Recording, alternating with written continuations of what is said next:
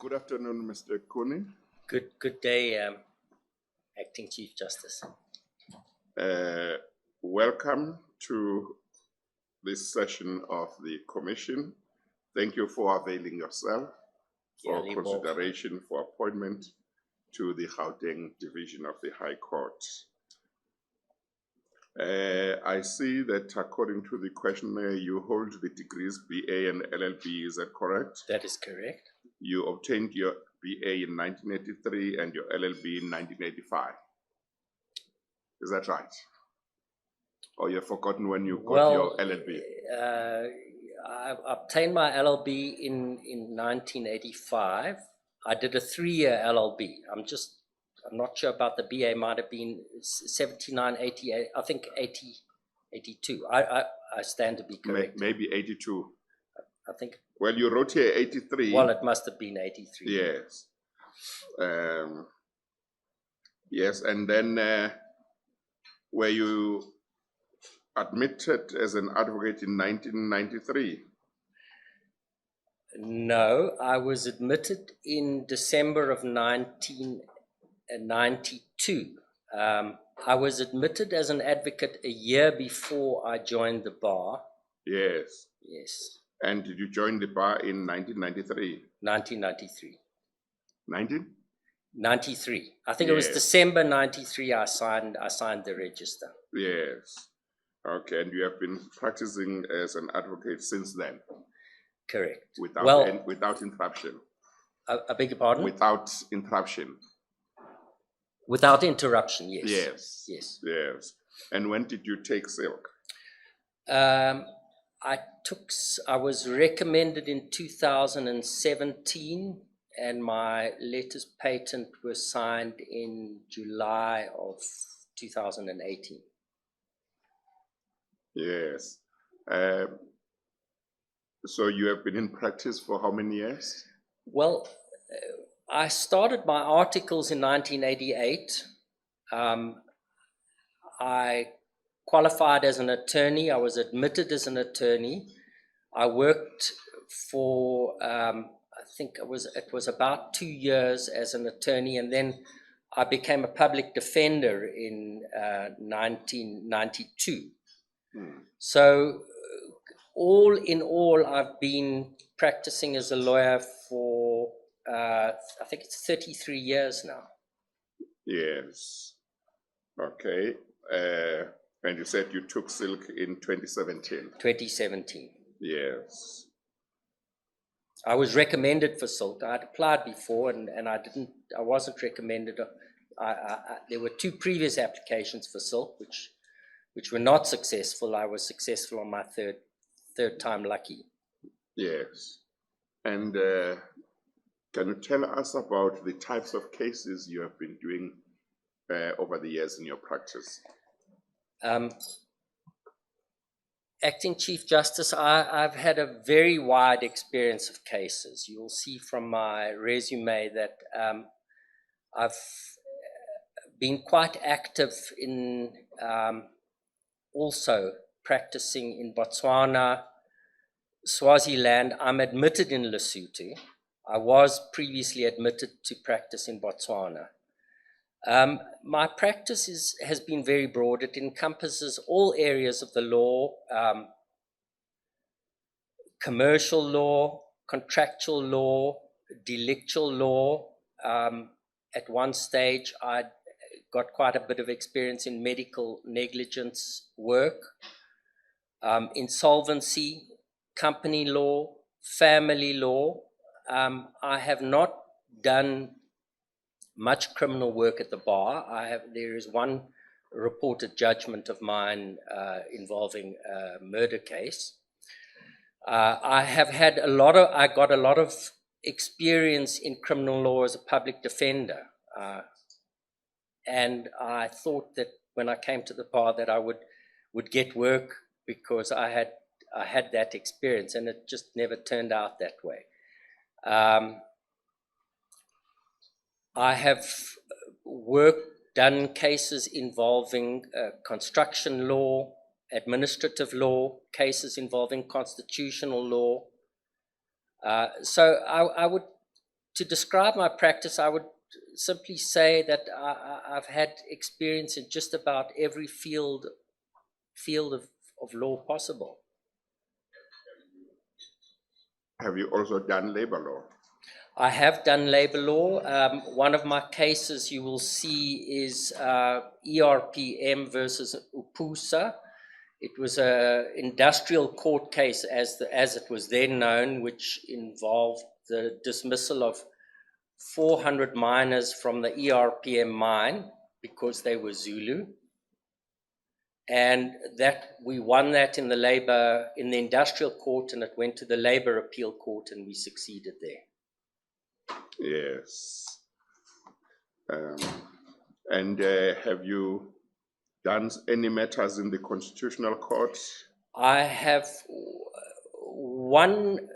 only one matter in the Constitutional Court.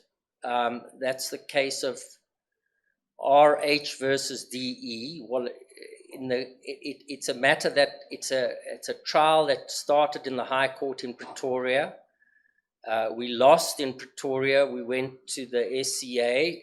We won in the SCA, and they then took it on appeal, and it went to the Constitutional Court. And that was a seminal case that involved the delict of adultery, a law which had been applied for some 2,000 years. And we succeeded in that case in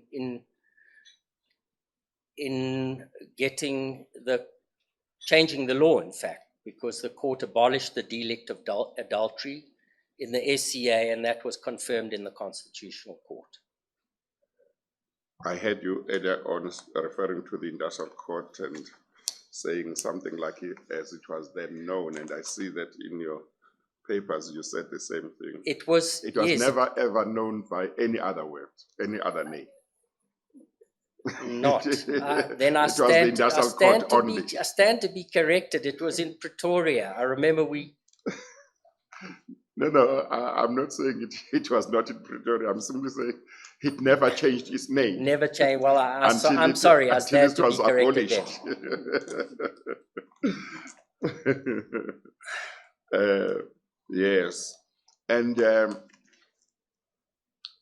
have you dealt with constitutional cases in the High Court when you acted?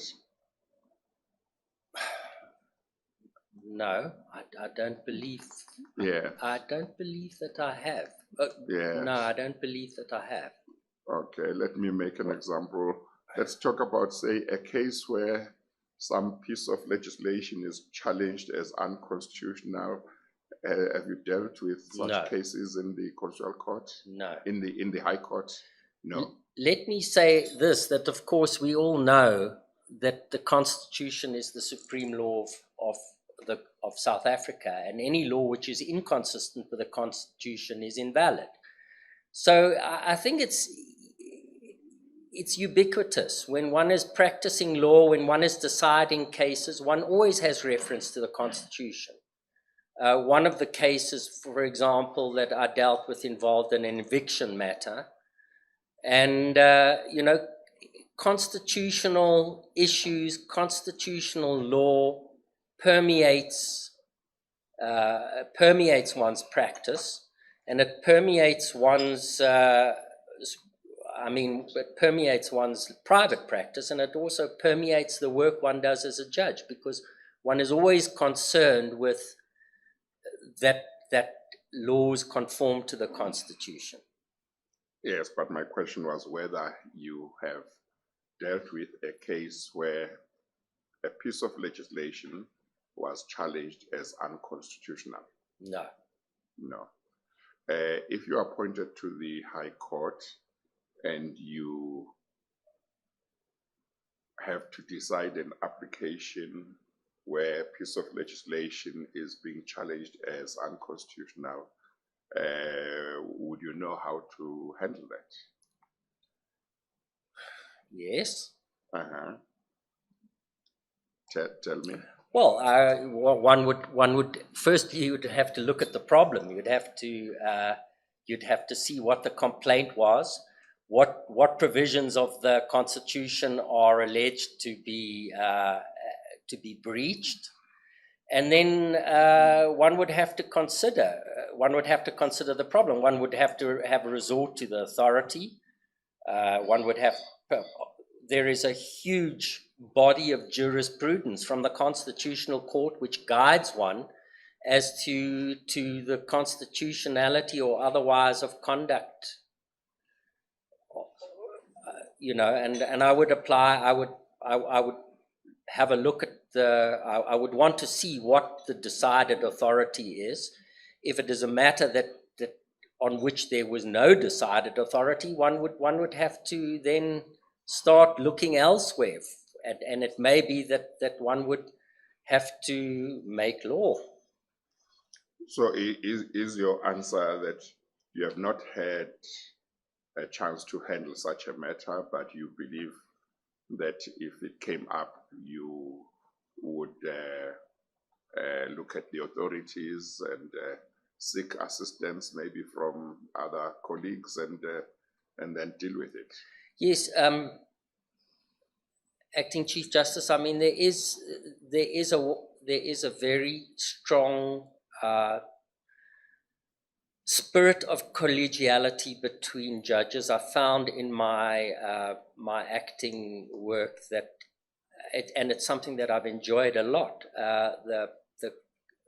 Unfortunately, one doesn't have the Friday teas in the COVID situation, although I know that they have been online teas. But the judge's tea was a wonderful opportunity to speak to colleagues, and I must say, during my acting stint this year, I've missed the judge's teas. So, but yes, one would seek advice from colleagues, but essentially, one would have to apply your knowledge, your skill, your experience, your ability to research.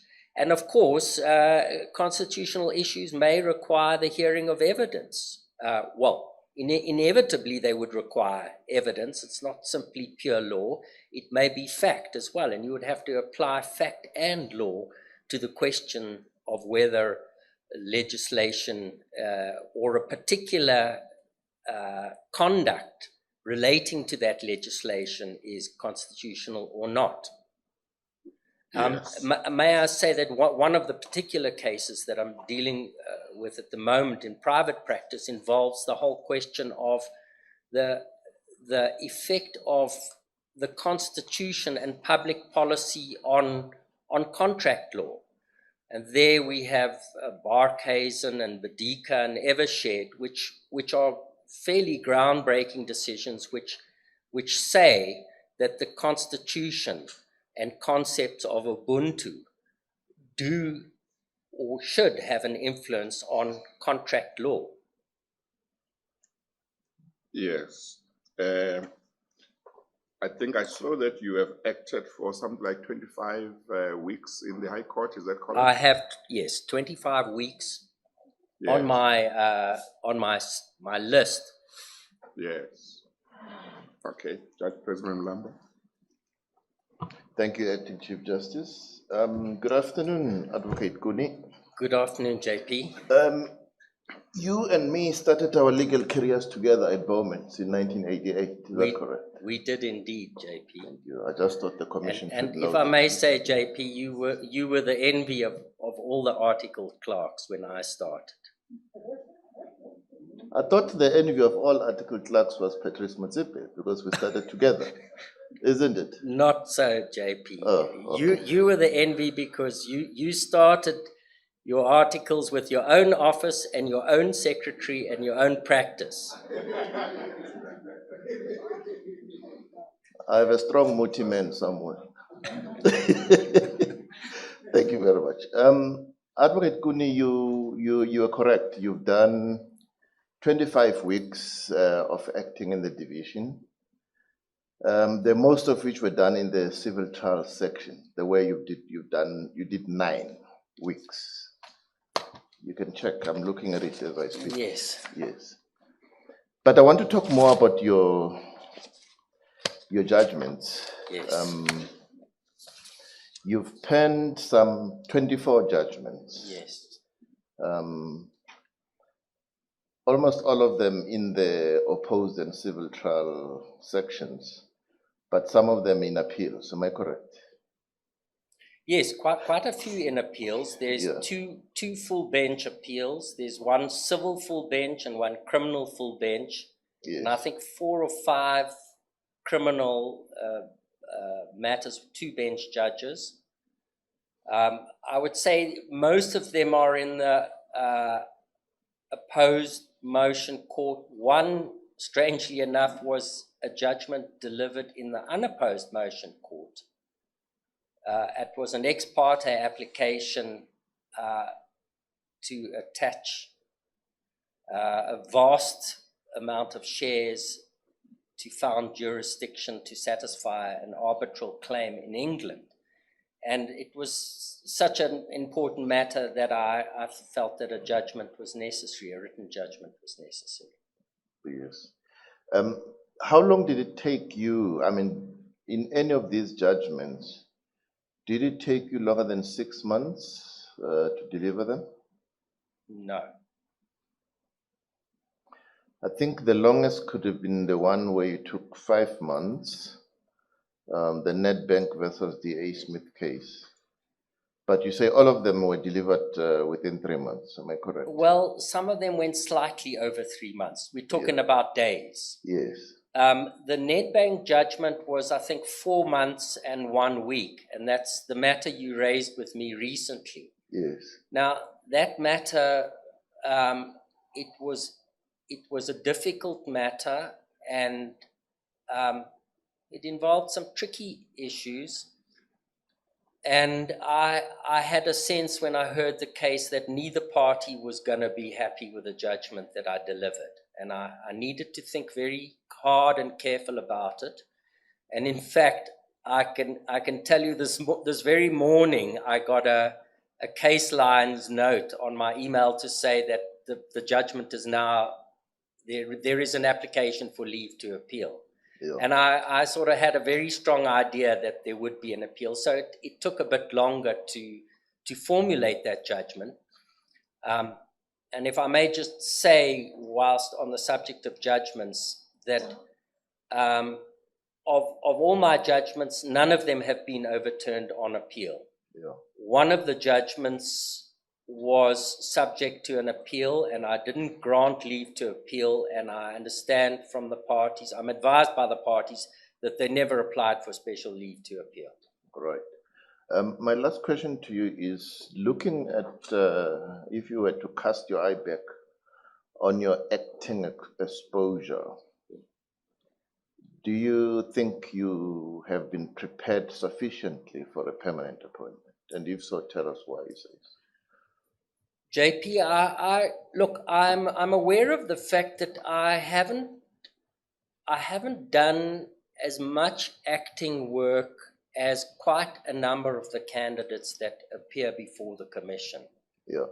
I will say this, that you asked a question this morning. You posed a problem this morning about getting counsel to act in your division, and counsel is in a difficult position when it comes to acting work, because we are sole practitioners.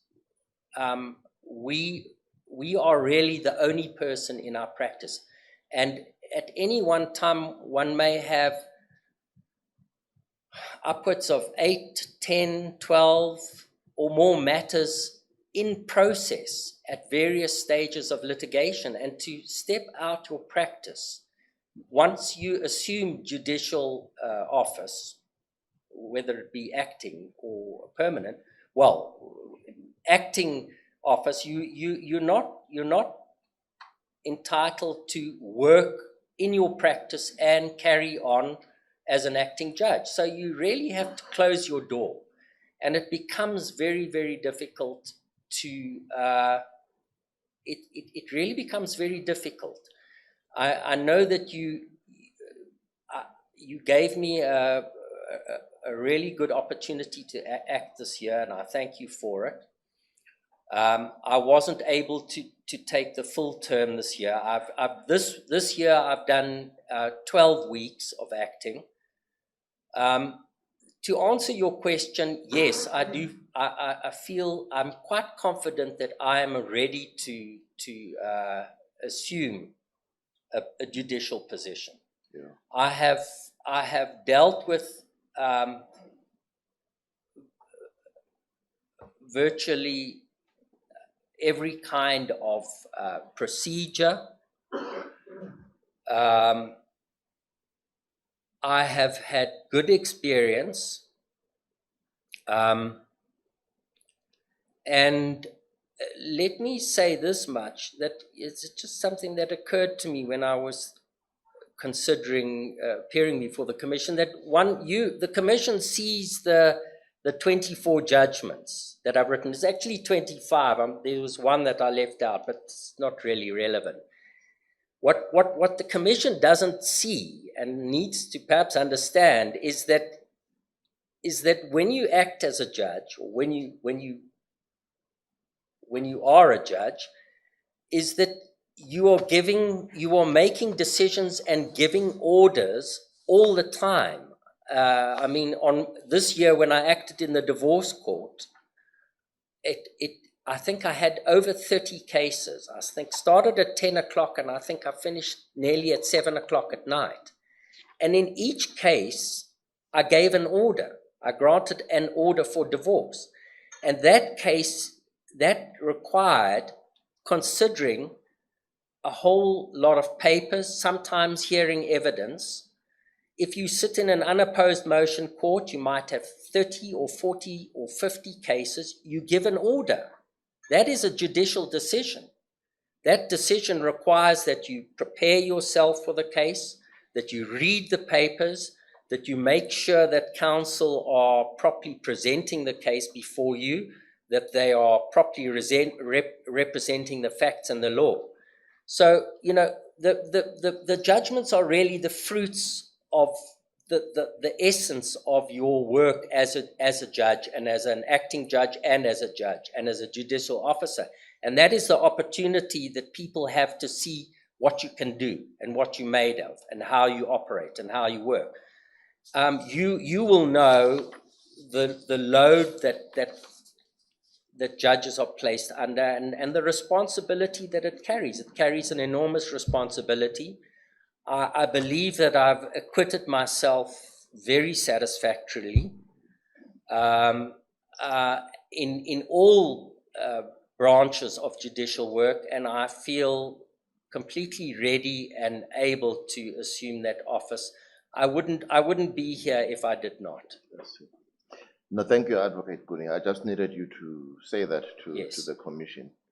I see you don't mention the small matter of pay for judges as a hindrance for why you don't take up so many acting appointments. But anyway, you don't have to respond to that. Thank you, Acting Chief Justice. Thank you. Well, Judge President, we all know what they say when legal practitioners are approached. Sometimes, not all of them. There are many who come forward, but we know what they say about an act of insolvency. They say what we pay them is petty cash. Yeah. Thank you. MEC Lesufi, if you have questions, go ahead, please. I'm fully covered, Acting Chief Justice. Thank you so much. Thank you very much. Commissioners, Commissioner Madonsela. Okay, okay. President Meyer will start. Thank you, ACJ. Good afternoon, Council. Good afternoon, President. Just one very small question from me. There's a complaint against you apparently, a pending complaint. No, that complaint has been fully resolved. All right. And the fees and professional and fees committee of the Bar Council found that there was no misconduct on my part. So you have been cleared. I have been cleared. Thank you. Thank you. Yes. Thank you, Commissioner Madonsela. Yes.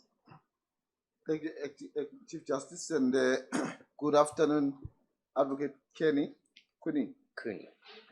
Yes. Something unusual comes out from your CV? Yes. Are you an executive member of the Advocates for Transformation? Yes. It's the first time, it's so unusual to come across a white man who has the courage to join forces with the Advocates for Transformation. I thought I was the only one in KZN to recruit white. Mr. Commissioner, I consider myself an African. Is that what informs your values? Yes. Thank you.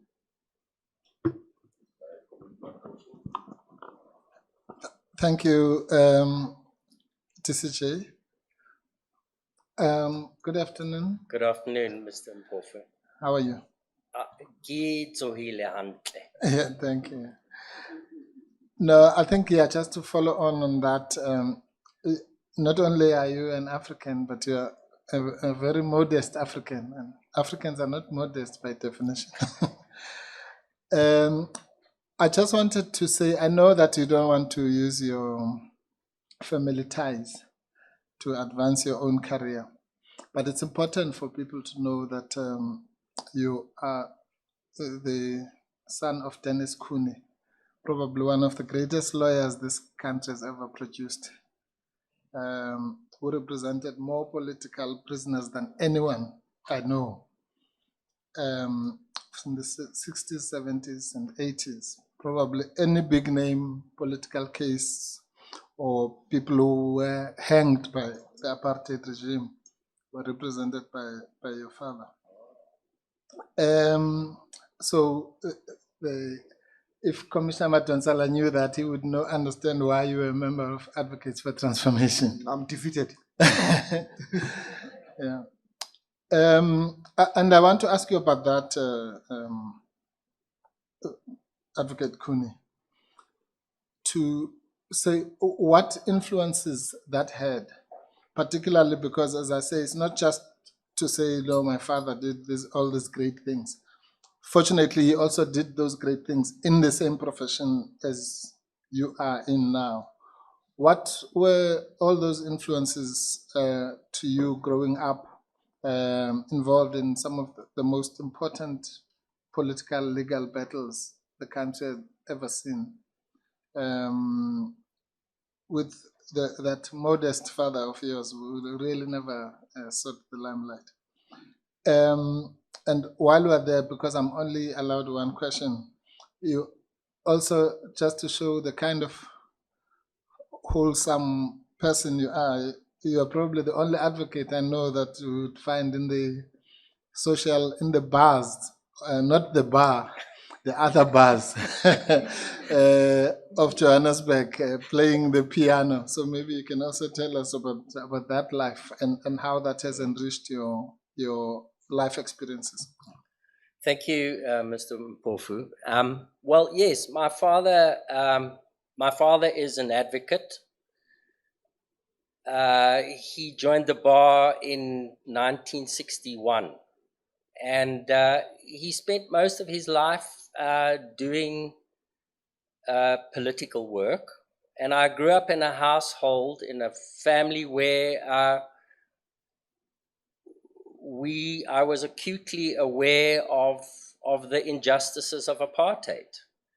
And my father was constantly involved in defending people charged under the Internal Security Act for terrorism, who had been detained without trial. And that was the environment I grew up in. And So it was very formative, and you know, I'm very aware of the painful past that we come from, and how it lives with us today. It's not something that we can forget about. So it has informed my life in every which way. One of the reasons I became a public defender was because I was acutely aware of the fact that people didn't have access to lawyers, that it was a critical omission in our legal system, and it was a pilot project which was started in 1992, which was the forerunner to the justice centers. It was actually a pilot project that was started at the Johannesburg Magistrates Court to see if it could work. And I was one of 14 public defenders who was involved in that project from the beginning. So it has informed my practice all along, and I believe that it has given me the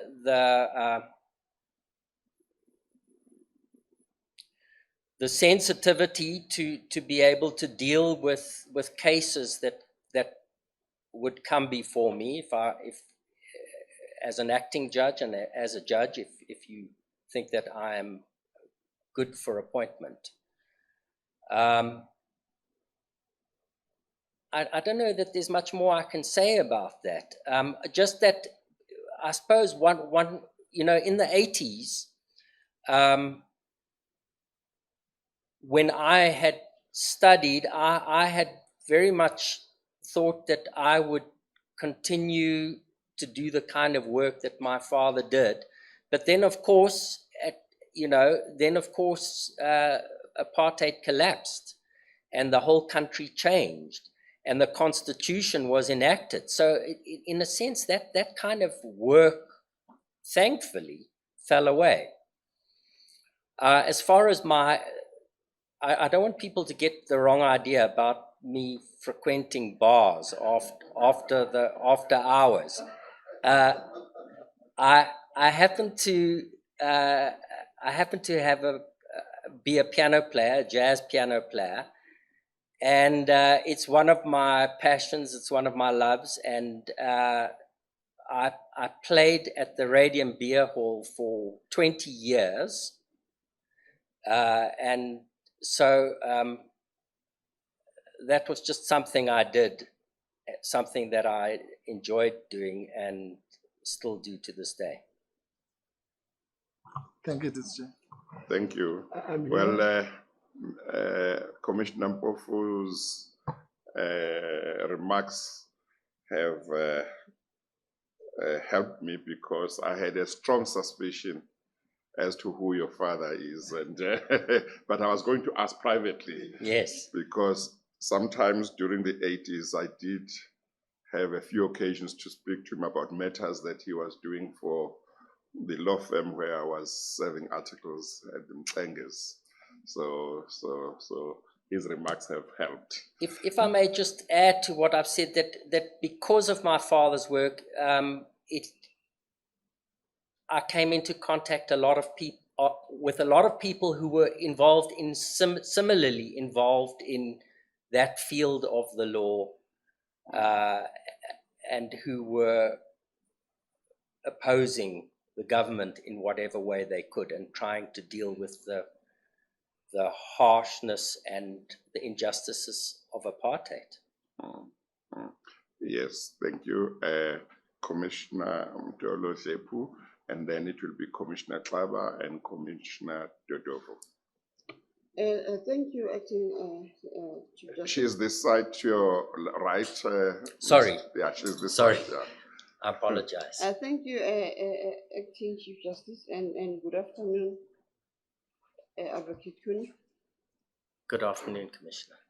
I just see in your CV you have done a lot of cases in Botswana and African countries. Yes. I'm just for me, my worry was actually, won't we be bored being, it looks like you are you travel a lot.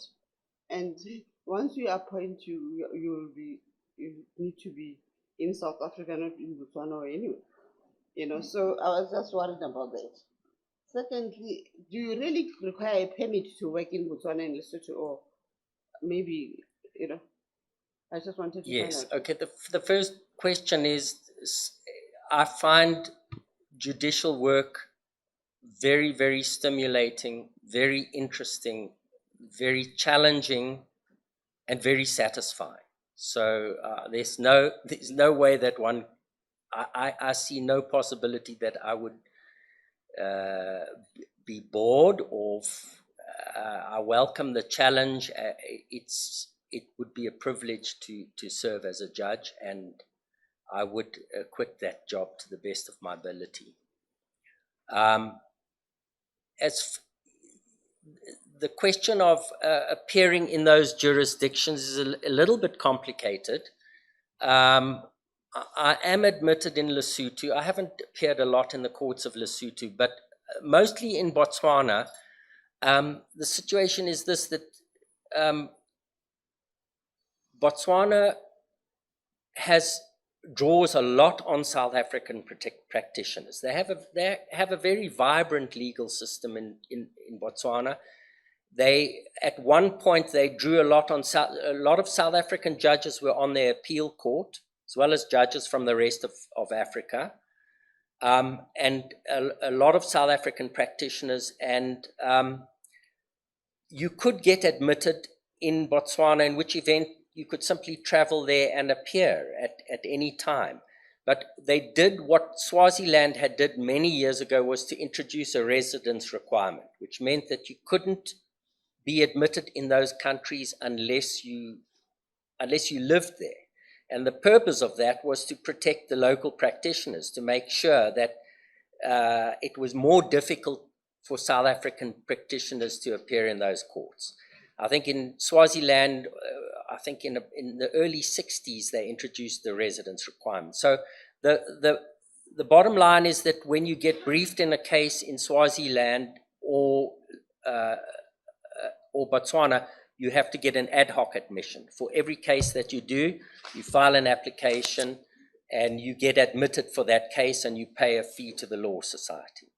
Does that answer the question?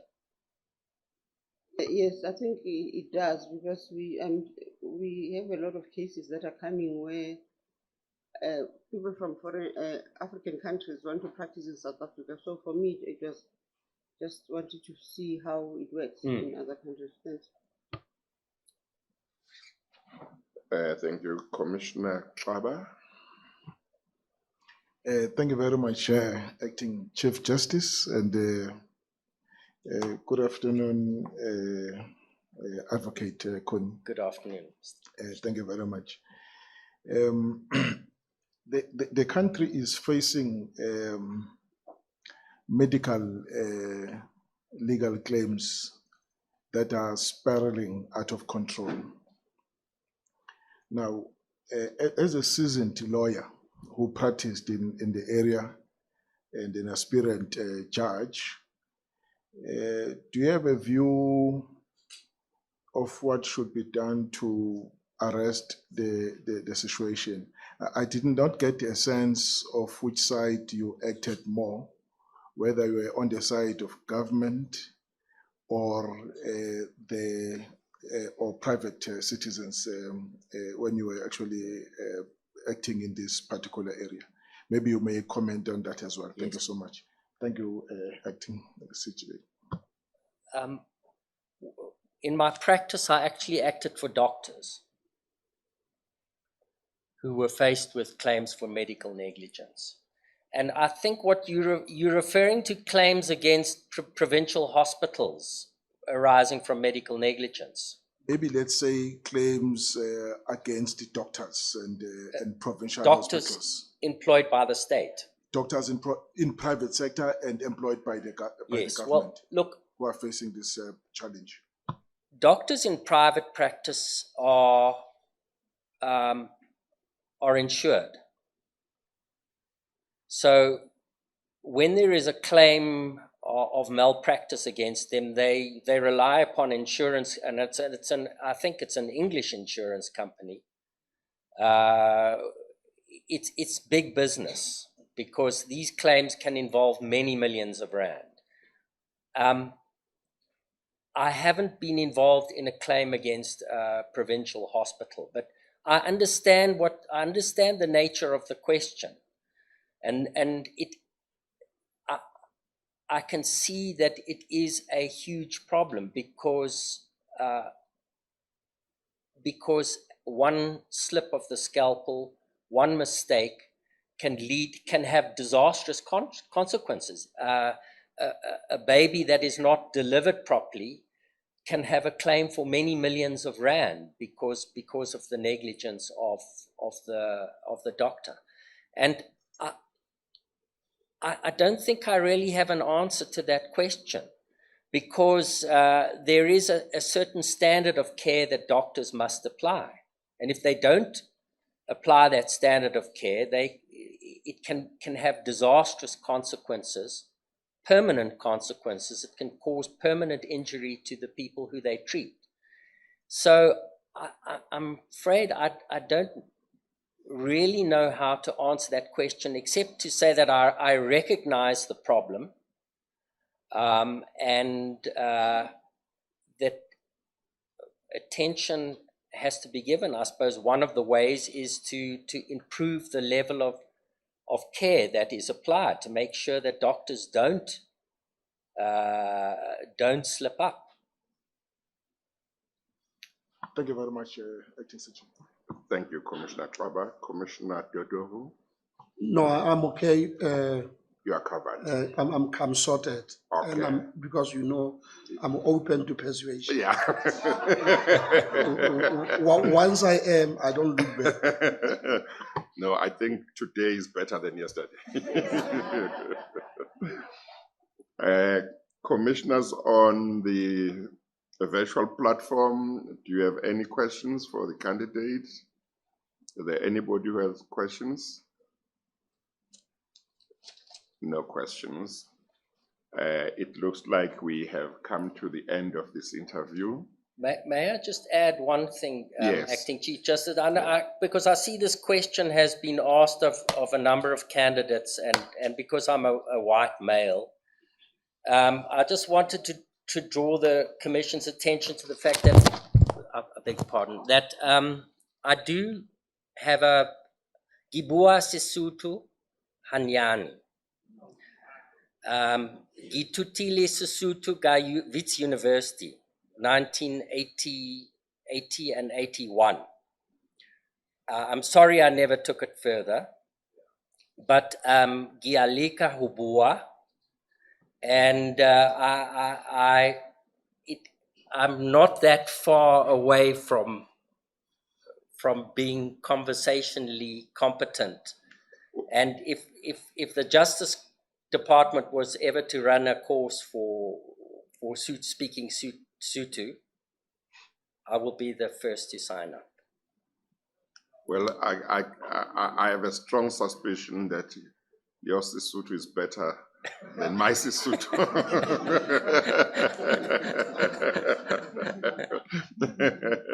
But thank you very much. Thank you very much, Thank you, Mr. Acting Chief Kuny. Justice. Thank you, Commissioners. You are excused now. Thank you. Okay.